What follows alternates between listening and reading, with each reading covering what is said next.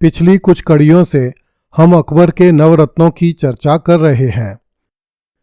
अकबर ने भारत के प्राचीन महान राजा विक्रमादित्य के अनुकरण पर अपने दरबार के 9 प्रमुख दरबारियों को नवरत्न घोषित किया था। अब तक हम राजा टोडरमल, राजा मानसिंह तथा राजा बीरबल की चर्चा कर चुके हैं।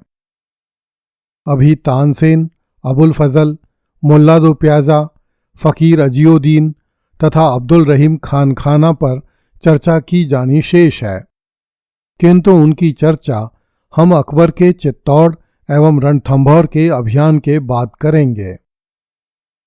चित्तौड़ का अजेय दुर्ग महाभारत काल से गंभीरी नदी के तट पर अपना गर्वोन्नत भाल ऊंचा किए खड़ा था।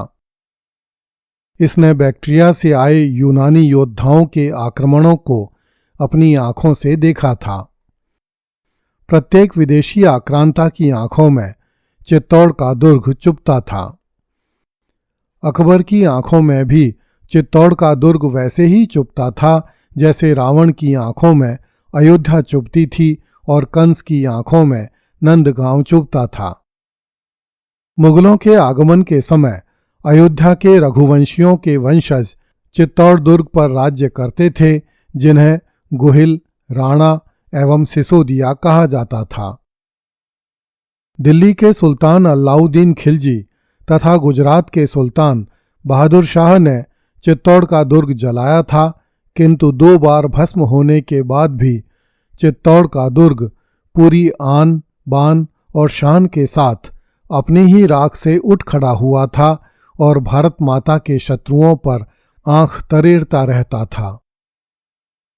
चित्तौड़ दुर्ग ने महाराज खुमान के नेतृत्व में 8वीं शताब्दी ईस्वी में खलीफाओं की उन सेनाओं को मार डाला था जिन्होंने सिंध के मरुस्थल को पार करके भारत भूमि पर पहला आक्रमण किया था। उसी समय से चित्तौड़ दुर्ग विदेशी आक्रांताओं की आंखों की किरकिरी बना हुआ था। महाराणा कुंभा और महाराणा सांगा ने उत्तर भारत के मुस्लिम शासकों में कसकर मार लगाई थी, इसलिए चित्तौड़ का दुर्ग भारत के सभी मुस्लिम शासकों के निशाने पर था। अकबर के दादा बाबर ने चित्तौड़ के महाराणा सांगा को खानवा के मैदान में पराजित अवश्य किया था, किंतु वह चित्तौड़ दुर्ग नहीं ले सका था। खानवा के मैदान में महाराणा सांगा के नेतृत्व में लड़ने गए हिंदू राजाओं एवं सैनिकों का संहार हुआ था। राजपूताने में शायद ही ऐसा कोई राजवंश था जिसके वीरों ने इस युद्ध में अपने प्राणों की आहुति न दी हो। डूंगरपुर के राजा उदय सिंह, अंतर्वेद के माणिक चंद्र चौहान और चंद्रभान चौहान, रत्न सिंह चूंडावत, झाला अज्जा, रामदास सोनगरा, परमार गोकलदास और खेत सिंह आदि अनेक हिंदू राजा इस युद्ध में काम आए। राजस्थान के बहुत से गांवों में आज भी उन सती स्त्रियों के चबूतरे मिलते हैं जिनके पति खानवा के युद्ध में मातृभूमि की रक्षा करते हुए काम आए थे। ईस्वी 1528 में महाराणा सांगा के निधन के बाद मेवाड़ की सामरिक शक्ति को जबरदस्त धक्का लगा था तथा राजपूताने में हिंदू राजाओं का संघ बिखर गया था। इस दौरान मुगल शक्ति भी हिचकोले खाती रही। भारत में मुगल शासन की नींव डालने वाला बाबर तो खानवा और चंदेरी के युद्ध जीतने के बाद बहुत कम समय जीवित रह पाया और उसके पुत्र हुमायूं को बिहार एवं गुजरात के अफगानों ने तंग किए रखा तथा उसे लंबी अवधि के लिए भारत भूमि से दूर रखा। इस कारण राजपूताने के हिंदू राजाओं को कुछ संभलने का अवसर मिल गया। इसी काल में जोधपुर में मालदेव जैसे प्रबल राजा का उदय हुआ, किंतु शेर शाह सूरी ने मारवाड़ राज्य की कमर तोड़ दी। उसके पुत्र राव चंद्रसेन ने अपनी जन्मभूमि की स्वतंत्रता के लिए आजीवन संघर्ष किया। मालदेव और चंद्रसेन की तरह चित्तौड़ ने भी अपनी स्वतंत्रता के लिए अथक संघर्ष किया। महाराणा सांगा का पुत्र रत्न सिंह अपने पिता की तरह एक प्रबल राजा एवं दुराधर्ष योद्धा था, किंतु दुर्भाग्य से वह केवल 3 साल ही शासन करके ईस्वी 1531 में मृत्यु को प्राप्त हुआ।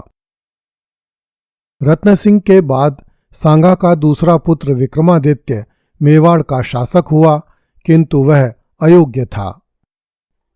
उसने अपने निजी सेवकों के साथ साथ राज दरबार में 7,000 पहलवानों को रख लिया था, जिनकी शक्ति पर उसे मेवाड़ के सामंतों से भी अधिक भरोसा था। अपने छिछोरेपन के कारण वह सरदारों की दिल्लगी उड़ाया करता था, जिससे अप्रसन्न होकर मेवाड़ी सरदार अपने अपने ठिकानों में चले गए और राज्य व्यवस्था बहुत बिगड़ गई। इस स्थिति का लाभ उठाने के लिए गुजरात के सुल्तान बहादुर शाह ने मेवाड़ पर 2 अभियान किए। बहादुर शाह ने चित्तौड़ दुर्ग के कई दरवाजों पर अधिकार कर लिया तथा दुर्ग को बारूद से उड़ाने की धमकी देने लगा। राजमाता कर्मवती ने मुगल बादशाह हुमायूं से सहायता मांगी, किंतु हुमायूं ने कर्मवती की सहायता नहीं की। इस पर राजमाता कर्मवती ने बहादुर शाह को चित्तौड़ दुर्ग की अपार संपदा देकर दुर्ग को नष्ट होने से बचाया, किंतु कुछ ही दिन बाद बहादुर शाह फिर से आ धमका। राजमाता कर्मवती ने मेवाड़ के सरदारों को पत्र लिखा कि अब तक तो चित्तौड़ राजपूतों के हाथों में रहा, पर अब उसके हाथ से निकलने का समय आ गया है। मैं किला तुम्हें सौंपती हूं, चाहे तुम रखो, चाहे शत्रु को दे दो। मान लो तुम्हारा स्वामी अयोग्य ही है, तो भी जो राज्य वंश परंपरा से तुम्हारा है वह शत्रु के हाथ में चले जाने से तुम्हारी बड़ी अपकीर्ति होगी। राजमाता का यह पत्र पाकर मेवाड़ी सरदार अपनी अपनी सेनाएं लेकर चित्तौड़ आ गए। महाराणा विक्रमादित्य तथा उसके छोटे भाई कुंवर उदय सिंह को दुर्ग से बाहर भेज दिया गया। दोनों पक्षों में हुए भयानक युद्ध में मेवाड़ की पराजय हो गई तथा कई हजार हिंदू सैनिक काम आए। दुर्ग में स्थित हिंदू स्त्रियों ने राजमाता कर्मवती के नेतृत्व में जौहर किया।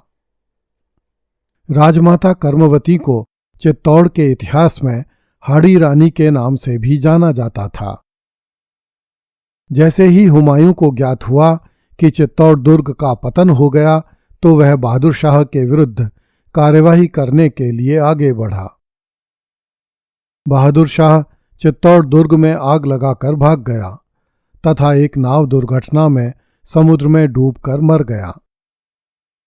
इस पर मेवाड़ी सरदारों ने 5-7 हजार सैनिकों को एकत्रित करके चित्तौड़ दुर्ग पर अधिकार कर लिया। महाराणा विक्रमादित्य तथा कुंवर उदय सिंह भी दुर्ग में आ गए। मेवाड़ की शक्ति को भारी क्षति पहुंची थी, किंतु महाराणा विक्रमादित्य में कोई सुधार नहीं हुआ। मेवाड़ी सामंत पुनः नाराज होकर अपने ठिकानों में चले गए। इन परिस्थितियों का लाभ उठाकर ईस्वी 1537 में दासी पुत्र बनवीर ने महाराणा विक्रमादित्य की हत्या कर दी। उस समय विक्रमादित्य की आयु 19 वर्ष थी और उसके कोई पुत्र नहीं था। महाराणा के छोटे भाई उदय सिंह की आयु 15 वर्ष थी। बनवीर ने कुंवर उदय सिंह की भी हत्या करनी चाही, किंतु उदय सिंह की धाय पन्ना गुजरी उदय सिंह को लेकर चित्तौड़ से भाग गई। इससे उदय सिंह के प्राण बच गए। कुंभलमेर के महाजन किलेदार आशा देवपुरा ने मेवाड़ी सरदारों को एकत्रित करके ईस्वी 1540 में कुंवर उदय सिंह को फिर से चित्तौड़ का स्वामी बनवाया। जब ईस्वी 1543 में शेर शाह सूरी ने चित्तौड़ पर आक्रमण किया, उस समय चित्तौड़ में इतनी शक्ति नहीं थी कि वह शेर शाह सूरी की सेना का सामना कर सके। इसलिए महाराणा उदय सिंह ने चित्तौड़ दुर्ग की चाबियां शेर शाह सूरी को भिजवा दी। शेर शाह सूरी चित्तौड़ आया तथा खवास खां के छोटे भाई मियां अहमद सरवानी को चित्तौड़ दुर्ग में छोड़कर स्वयं लौट गया। जब कुछ ही दिनों बाद शेर शाह सूरी की मृत्यु हो गई तो चित्तौड़ के सामंतों ने शेर शाह के प्रतिनिधि को मार भगाया और चित्तौड़ का दुर्ग एक बार फिर से स्वतंत्र होकर अपने शत्रुओं की आंखों में चुभने लगा।